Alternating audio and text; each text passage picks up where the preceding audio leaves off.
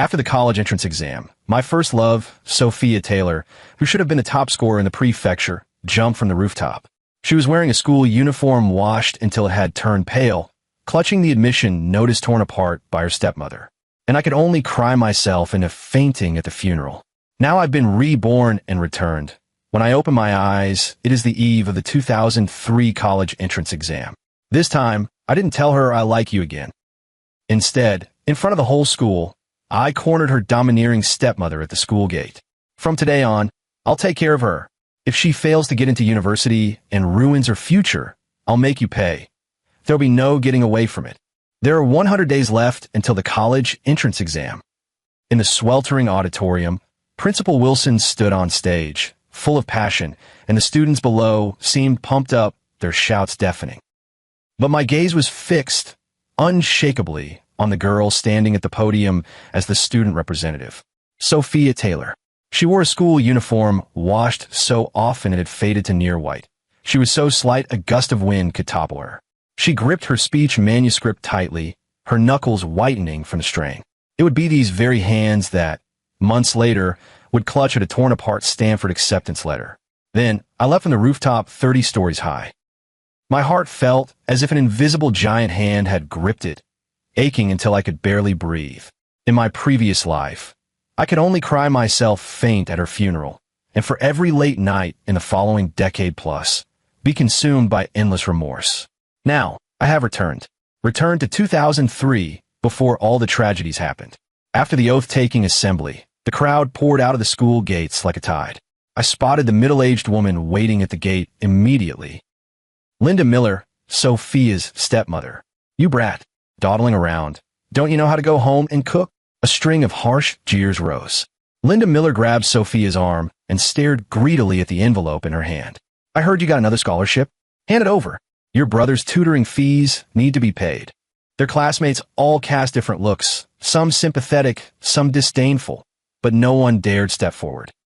Sophia's face was pale, her lips pressed so thin they had no color, and she kept her head down, trying to pull her hand back. This is mine.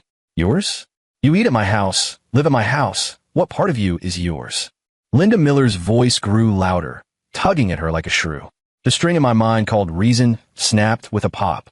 I was no longer the coward from my previous life who only dared hide in the corner and couldn't even say, I like you. I strode forward in large, rapid steps. Let her go. I shoved Linda Miller aside and shielded the frail Sophia entirely behind me. The surroundings went silent in an instant. Everyone stared at me in shock, including Sophia, whom I had shielded behind me. Linda Miller was taken aback for a moment, then put her hands on her hips and started cursing. You little brat. Who do you think you are? How dare you meddle in my business? I looked at her, my gaze so cold it felt like it could form icicles. She's a student. Her job is to study, not to be your babysitter, and certainly not your ATM. If you dare force her to drop out again, or take a single cent from her, I'll call the police right away and sue you for abusing a minor. Linda Miller was startled by my fury, but she quickly recovered and began to make a scene. Abuser? Who do you think you are? I worked hard to raise her this far. What's wrong with her helping out the family a little? It's only natural. Only natural. I snorted coldly. My voice was low but loud enough for everyone nearby to hear. No one can take away her right to an education. I stepped forward, almost face to face with Linda Miller, and said each word with deliberate emphasis. From today on, I'm in charge of her matters. If she fails to get into college and her future is ruined, I'll make sure you pay for it. The entire school gate was deathly silent. Linda Miller was frozen by the fierceness in my eyes, mouth agape, unable to spit out a single curse. I didn't look at her anymore, turned and took Sophia's cold wrist, and under the stare of hundreds of eyes, walked straight out. Behind us came Linda Miller's angry, increasingly distant curses. I walked a long way before I finally stopped. The wrist in my palm was still trembling uncontrollably. Sophia kept her head down, her long lashes hiding the emotion in her eyes, her voice as soft as a feather. Ethan, why did you do this? My voice echoed in the sweltering air.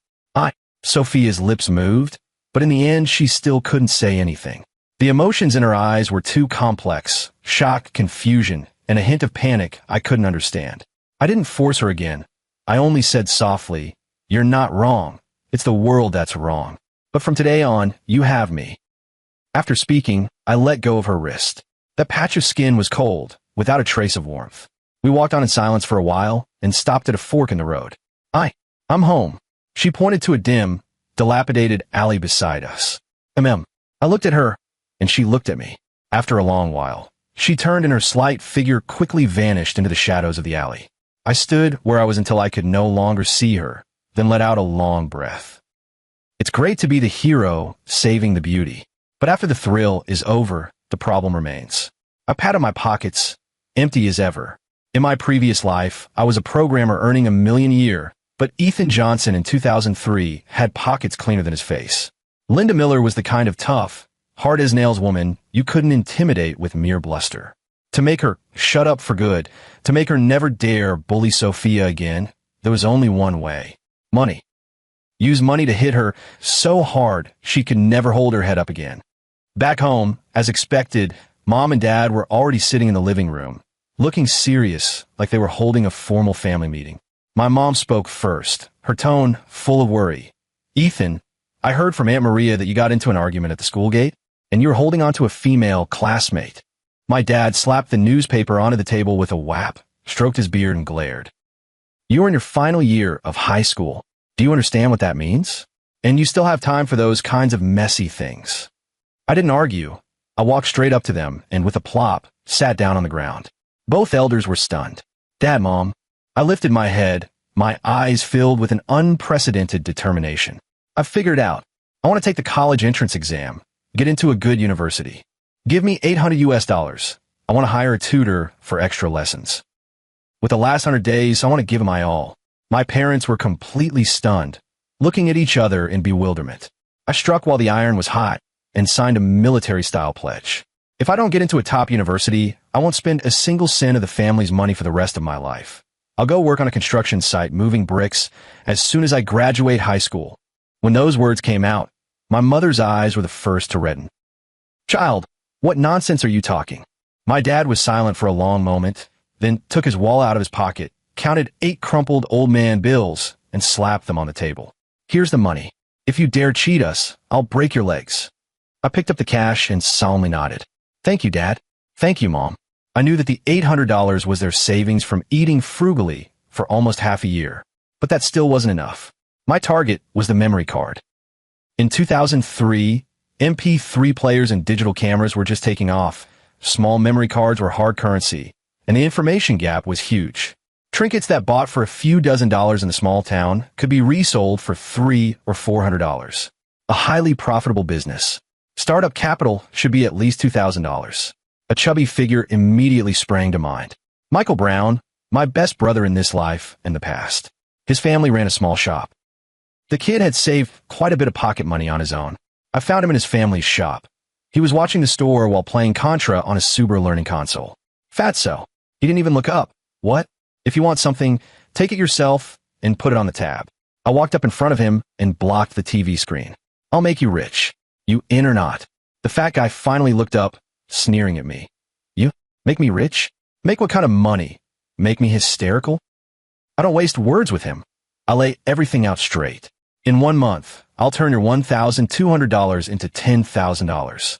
PF. The chubby guy spat out the gulp of gin Libo he had just taken. He wiped his mouth and looked at me as if I were an idiot. "Ethan, you don't have a fever, do you? Do you want me to get you a packet of Banlangen?" I ignored his teasing and lowered my voice. "MP3, you know what that is? Digital camera, you know what that is? Those things all need something called a memory card. Right now at the Chicago electronics market, a 128M card costs only $60 or $70 wholesale. Do you know how much we can sell it for here?" I held out 3 fingers. $300. The fat man's eyes went wide instantly. Although he wasn't good at studying, his business sense was hereditary. "Really? The difference is that big. Trust me this once." I patted his shoulder. "We're brothers. When have I ever screwed you over?" The fat on his cheeks trembled as he was torn in a fierce inner struggle. After a long moment, he gritted his teeth, stomped his foot, ran into the inner room, and started rummaging through drawers. When he came out, he was holding a small package wrapped tightly in a plastic bag and handed it to me. Ethan, this is all I have, $1,200. I didn't even dare to spend the New Year's money my mom gave me. He scratched his head, his eyes showing a gopher-broke trust. Consider this my investment. If it makes money, give me a little of the cigarette money. If it loses, just think of it as me treating you to an all-night internet session. I took the money. It felt heavy. This was not just $1,200, but also a brother's trust. Don't worry. In a month, I'll make you a 10,000 yuan account. Once I had gathered $2,000, my mind was completely made up. I had already mapped out the entire route to Chicago Electronics Market in my head, even down to which stall to look for, what the owner's surname was, and how to haggle with him. Everything was under control. Just as I was about to go home and make a detailed plan, a cool, clear voice came from behind me. Ethan. I turned around. It was Sophia.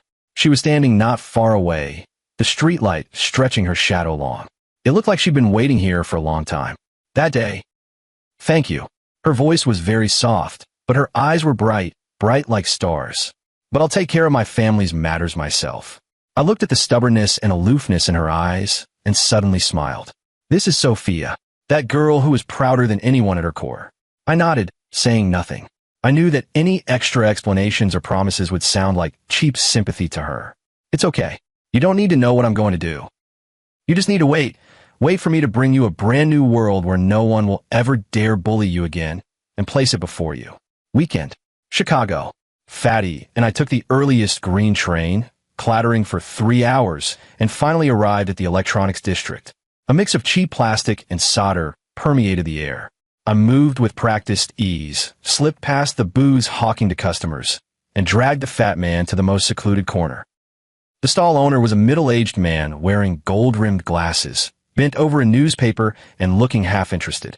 In my previous life, it was him who, starting from this little counter, became a titan of the city's digital scene a few years later.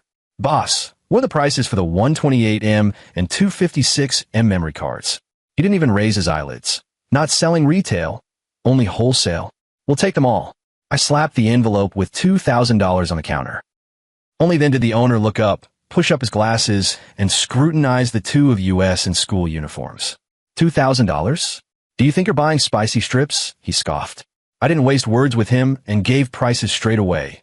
128M, $60. 256M, $120. At those prices, I'll take them all. The mockery on the boss's face froze instantly. Those prices were almost exactly the bottom price he had just paid for the stock in Los Angeles. No one could know them except him.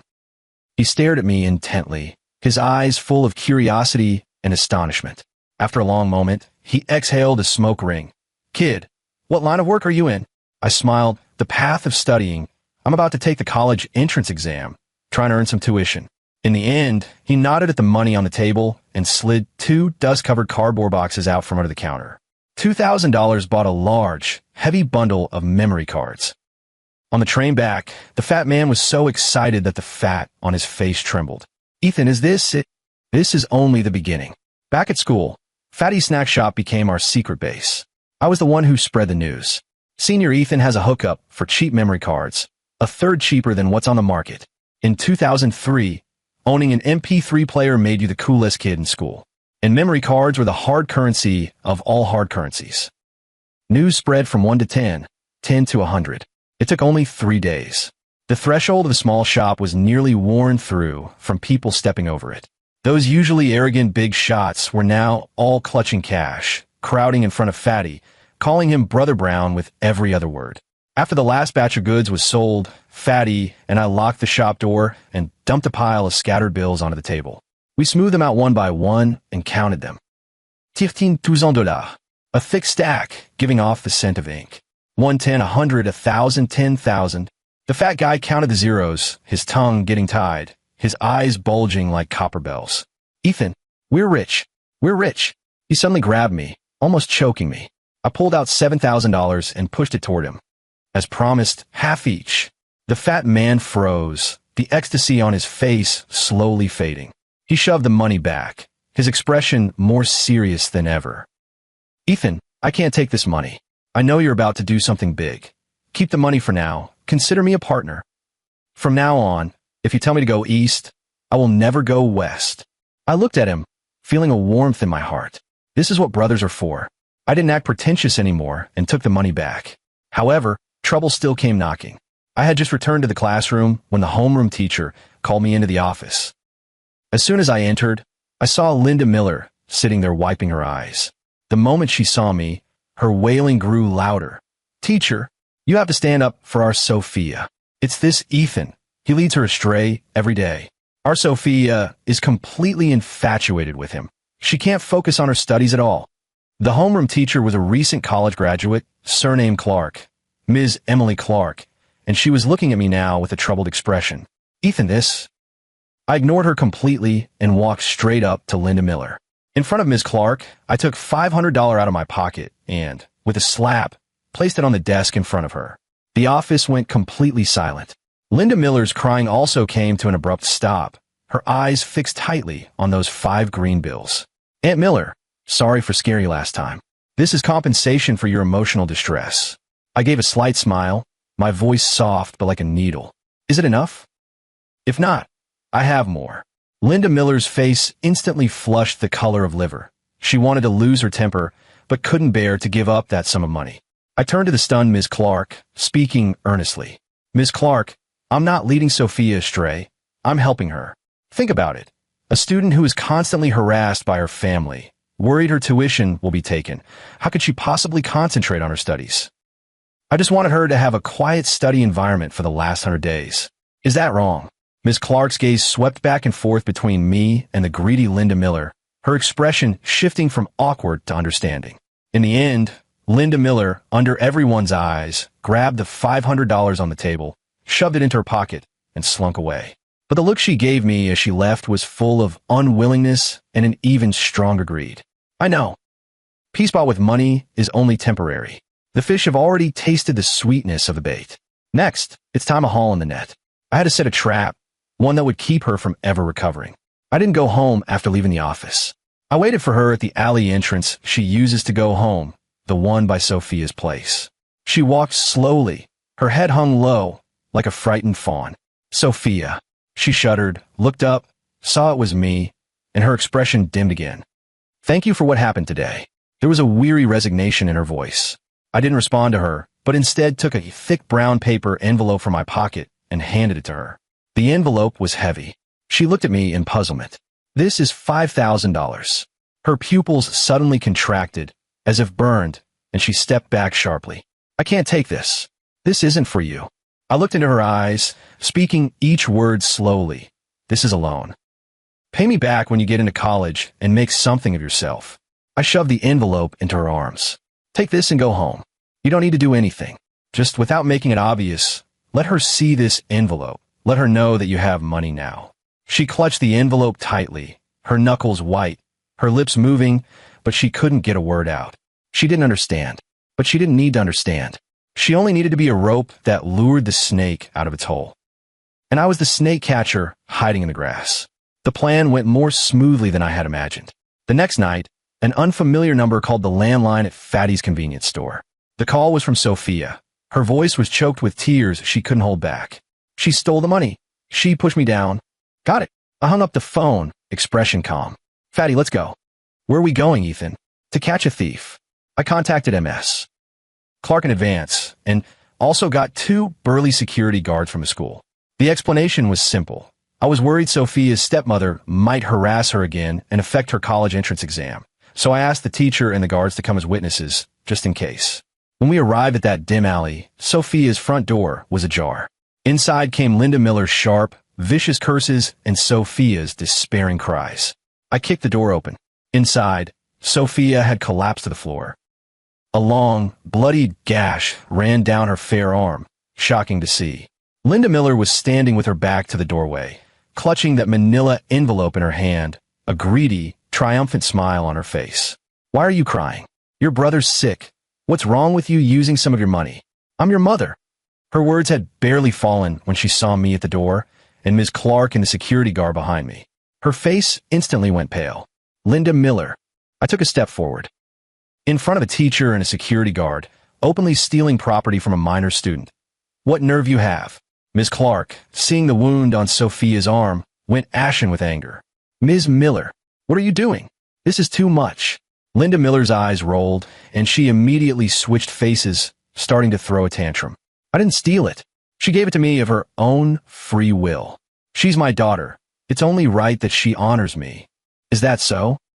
I snorted, took a compact MP3 player out of my pocket, and pressed play. The earlier conversation could still be heard clearly from inside. Your younger brother is sick. What's wrong with you spending your money? I'm your mother. Give it back to me. That was money Ethan lent me. Ah. A scream. Sophia being shoved to the ground. The recording finished playing. The office was deathly silent.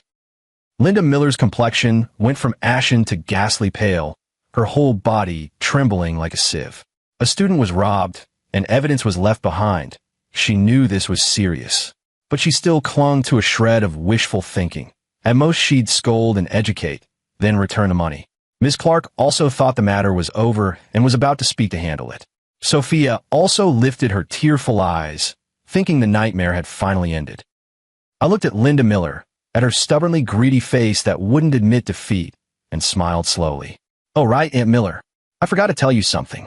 My voice was soft, yet like a heavy hammer, pounding on everyone's heart, just to test how big your appetite really is. The $5,000 I gave Sophia. It was all play money kids used to play house. The whole world seemed to be muted. The color drained from Linda Miller's face. Incredulous, she trembled as she tore open the envelope. A stack of banknotes stamped Children's Bank was scattered all over the floor. Sophia looked at me in shock. In her eyes, there was bewilderment, incomprehension, and more than anything, a fear of a stranger. The familiar boy in her memory had, at this moment, become unrecognizable. Linda Miller's twisted face let out an inhuman scream when she saw the Children's Bank play money on the ground. The sound was grating and sharp, full of utter terror and collapse. Counterfeit. She seemed to have all her strength drained away, collapsing to the ground and wildly slapping at her hands as if they were stained with the filthiest thing in the world. What are you all standing there for? Hold them down. Miss Clark was the first to react, shouting at the two security guards. She was a recent college graduate and had never seen a scene like this, but her sense of duty as a teacher forced her to stay calm. Her hand holding the phone was trembling. Hello, is this 911? This is... Just as Ms. Clark was calling the police, heavy footsteps came from the alley entrance, and a tall, burly figure walked in against the light. What's all the noise at home? Did something happen? The person who came in was a dust-covered middle-aged man, wearing an oil-stained jacket, his face showing the exhaustion of a long journey. It was Sophia's father, James Taylor, a truck driver who had spent years running long-distance freight. He looked at the mess in the house and was completely stunned. His wife was pinned to the ground by two uniformed security guards, writhing like a madwoman. His daughter slumped into a corner, her arms streaked with glaring blood, tears streaming down her face. A young teacher was on the phone calling the police, two unfamiliar students standing beside him. What on earth happened? Collapsed on the ground. Linda Miller saw her savior and immediately mustered all her strength, struggling and crying out, James, you're finally back. Look at them. They're ganging up on me. She pointed at me and Sophia with venom, beginning to twist the truth. It's this brat. He lured Sophia away. They're going out at school, shameless. Now, they've even conspired to use counterfeit money to frame me. Look at your good daughter. She'd even con her own mother for some street kid. James Taylor's expression changed in an instant. He was a typical old-fashioned man, quick-tempered and single-minded. He couldn't make sense of any scheme, nor would he listen to any explanations. All he saw was his wife crying, his daughter hurt, and a strange youngster standing there coldly like an outsider. His anger shot up to his temples in an instant. You little brat, he shouted like an enraged bull, swinging his fist and charging at me. Get away from my daughter. The fat guy was so scared he blurted, holy, and instinctively reached to pull me back, but I held him down. I didn't move. I didn't even blink. Stop him. The policeman and the security guard were quick-eyed and quick-handed. One took him from the left and the other from the right, holding James Taylor so that his pot-sized fist stopped less than 10 centimeters from my nose. Officer, you're handling a case. Calm down. I walked around the enraged James Taylor and went to the policeman who had just hung up, handing over the MP3 player in my hand. Officer, this is evidence. My voice wasn't loud, but it clearly rose above all the noise in the room. Linda Miller has long been abusing and extorting her stepdaughter Sophia's tuition and living expenses. Today, she even openly committed robbery and caused Sophia to be physically injured. These actions have seriously affected her preparation for the college entrance exams. I believe the law will deliver a fair verdict. I didn't argue a single word with James Taylor. Arguing with someone whose head is clouded by rage is the most foolish thing in the world. I only need to present the facts to the person with the authority to adjudicate. The police took the MP3, listened to the clear recording inside, then looked at the counterfeit bills on the ground and Linda Miller, his expression growing increasingly severe. James Taylor was still struggling and cursing, and Linda Miller was still throwing a tantrum and wailing. And Sophia, who had been silent the whole time, slowly stood up at that moment. She wiped away her tears, and in those eyes that had once been dull, it was as if two flames had been lit. She looked at her father, the man she had once depended on completely, who now, without distinguishing right from wrong, was about to strike the person who had helped her.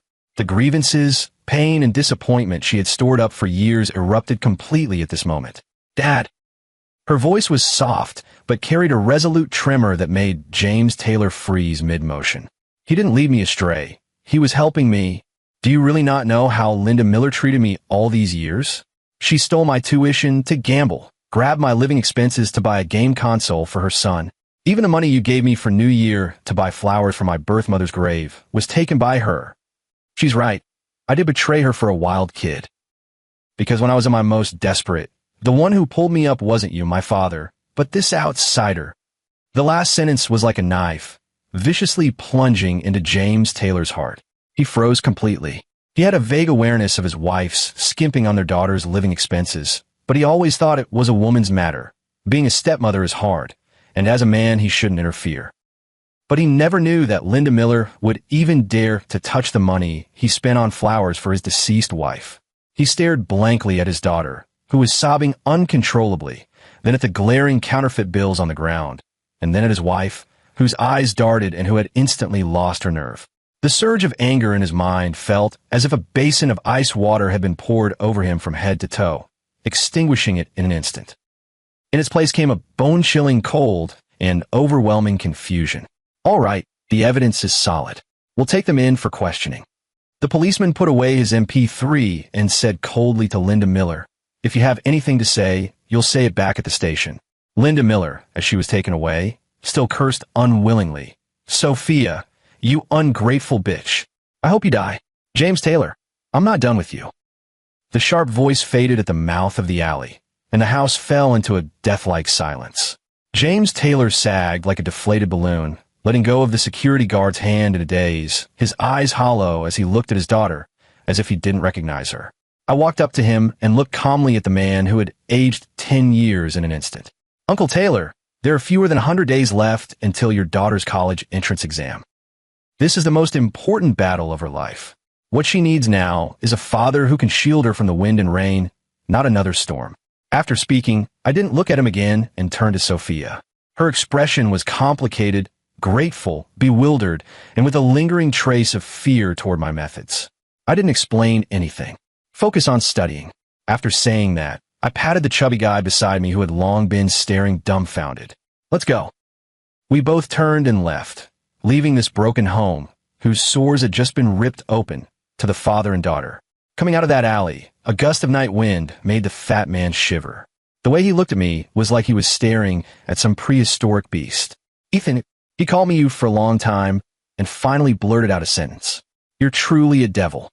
I smiled, took out the last Red Pagoda Mountain cigarette from my pocket, and lit it. Devils can make money. The fat man fell silent and simply followed behind me. That scene just now hit him too hard. For everyone who was innocent in that era, it was a huge shock. I exhaled a ring of smoke. The smoke curled under the streetlight. "Fatso, remember I told you before? Are we going to pull off something big?" He paused. "Isn't the memory card big enough?" That was just an appetizer. I stubbed out the cigarette, but on the trash can. "Next, we need to earn enough money to buy a house." The next day, I dragged Fatty and ran all over the city's drugstores and wholesale markets for protective gear. "Ethan, are you crazy? Why buy so many masks and disinfectant? Our little neighborhood shop. How many people would want to buy this?" The fat man looked at the tiny storage room at his little shop, packed full with boxes of blue masks and huge barrels of 84 disinfectant, and his face went pale. These things had eaten up most of the profit we made reselling memory cards. A full $15,000. Trust me, it's the right move. I couldn't explain to him what atypical pneumonia was, what SARS meant. All I could tell him was that within half a month, these things would be worth more than gold.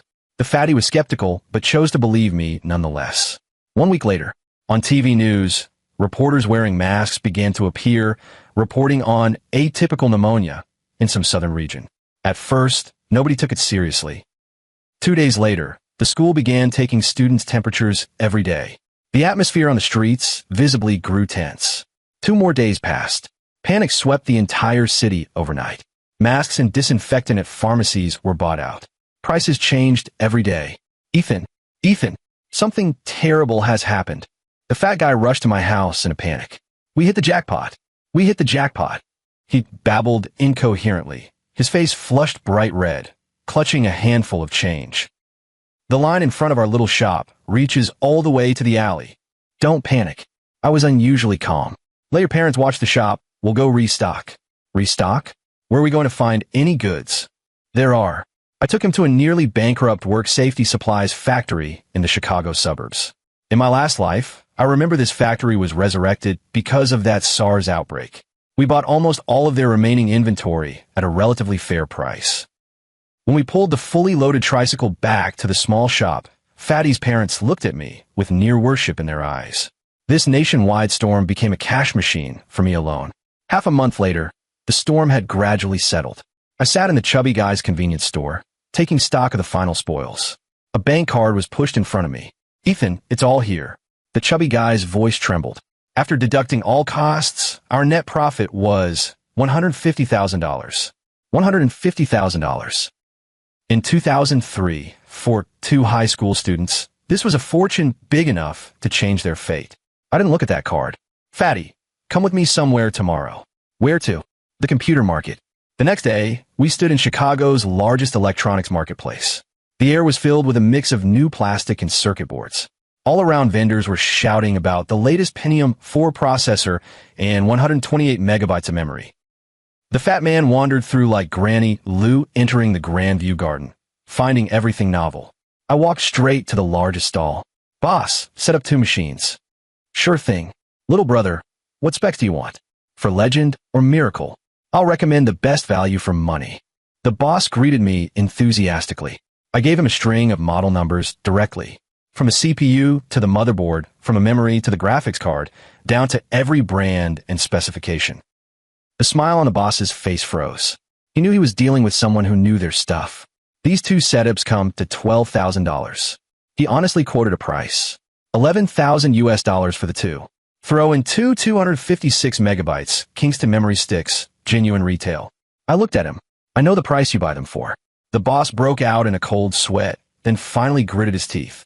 Deal. The fat man standing nearby was already staring in dumbfounded awe. He felt that my demonic image had become even more imposing today. Both brand new computers. One was taken back to my place, the other shoved into the storage room of the fat man's convenience stall. I sat in front of the screen, watching that familiar Windows XP startup image and listening to the classic boot music. As if separated by ages, I opened the programming software, placed my fingers on the keyboard, and a long-lost sense of familiarity spread through my whole body. Code was the true weapon of my past life. The fat guy leaned over to look at those hieroglyphic-like characters on my screen. Ethan, what are you doing with this stuff?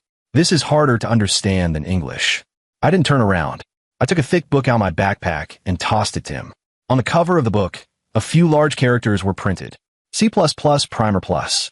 The fat guy took the book, his expression like he'd been handed a hot potato. What is this thing? Your future. I typed the first line of code. Fatso, the era of masks is over. From today on, welcome to the golden age of the internet. The chubby guy's copy of C++ Primer Plus hadn't even warmed up when Sophia showed up.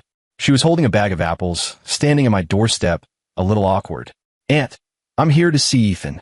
My mom cheerfully welcomed her in, looking at her more affectionately than she looked at me.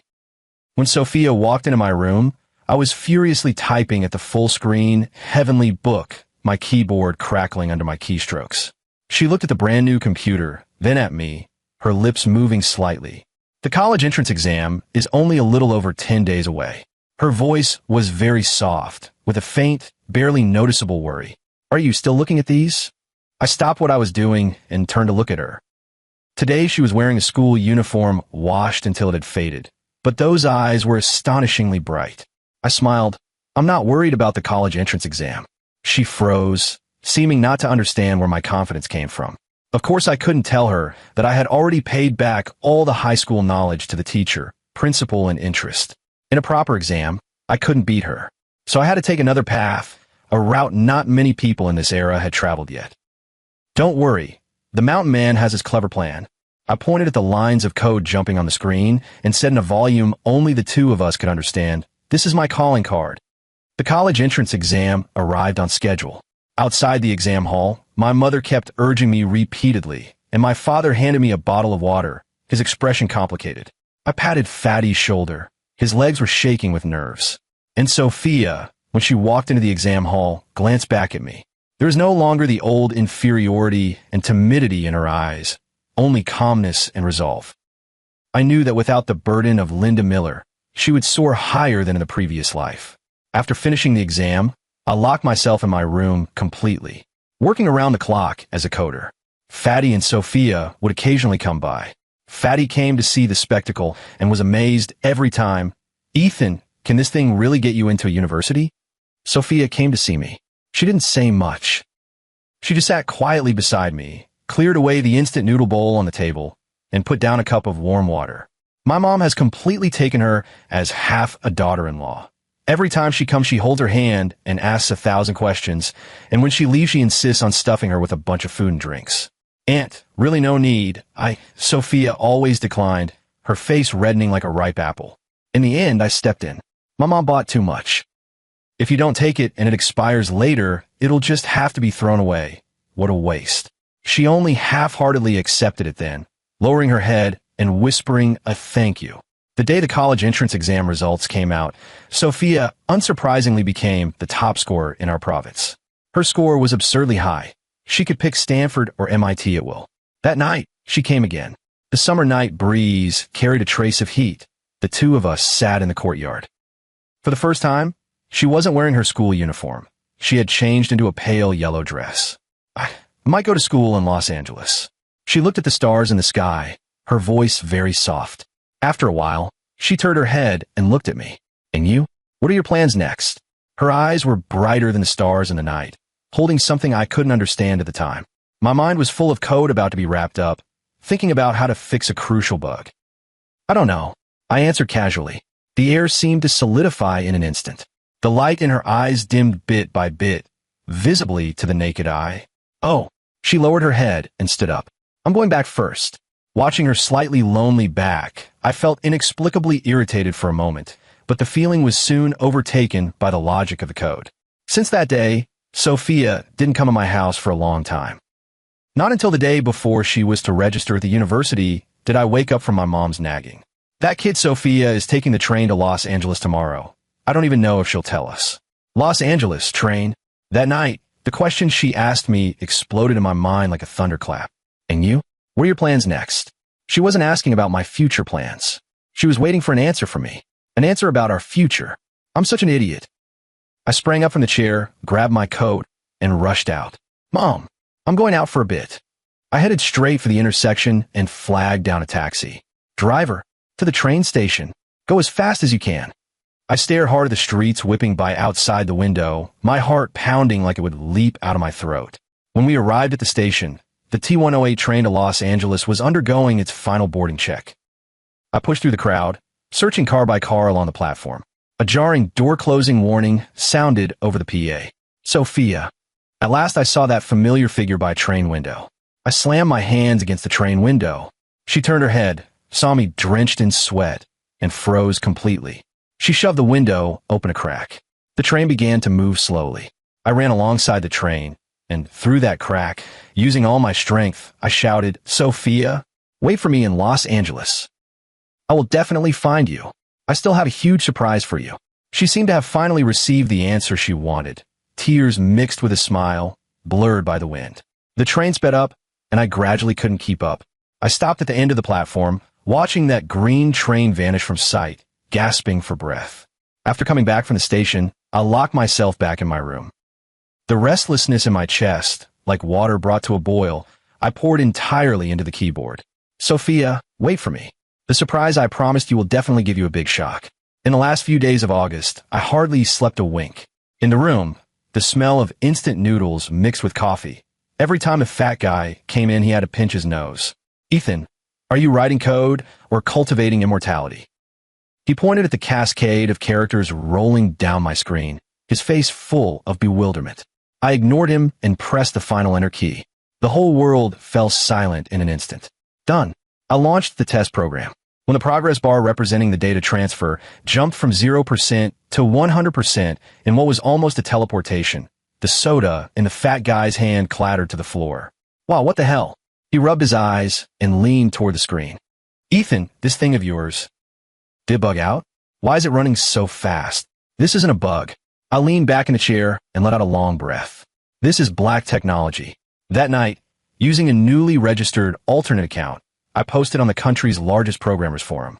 A brand new underlying protocol for instant messaging, theoretically 5 times faster than OICQ, with an open source test package attached. After posting, I closed my laptop and buried myself in sleep. I slept like the world had gone dark. When I woke up, the whole American internet had already exploded. My post had been pinned, highlighted, and featured with over 100,000 replies. The OP brags without preparation. 5-fold? Why not say 50-fold? Someone above, I downloaded the test build. I am speechless. Jesus. I ran through it. This is real. This fucking is real. The speed crushes everything. This is on a completely different level. Which master coder wrote this? Please take me as your disciple. All staff of Penguin Company's technical department, begging the original poster for contact information. The fat guy held his new computer and read these comments to me one by one, trembling with excitement. Ethan, we're trending. Don't rush. Let the bullets fly a little longer. I dialed Fatty's house number and got Sophia's door number. The phone rang for a long time before it was picked up. Her familiar voice, with a hint of uncertainty, came through. Hello, it's me. There was a long silence on the other end of the line, only her slightly hurried breathing audible. I'm almost done, I said. Wait for me, it'll be soon.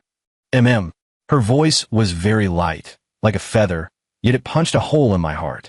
After hanging up, I told Fatty, get ready, we've got guests coming. 3 days later, 3 black Audis stopped at the entrance of our alley. A few middle-aged men in suits, under the bewildered gaze of the fat guy's parents, knocked on our door. I recognized the one at the head of the group.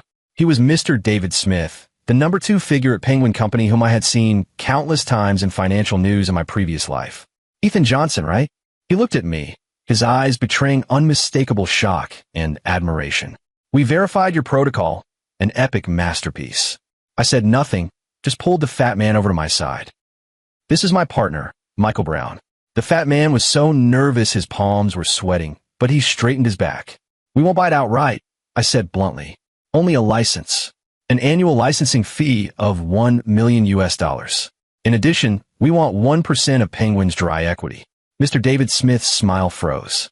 The people behind him inhaled sharply. A high school student, daring to ask for Penguin shares with such an outrageous price? Ethan, this price?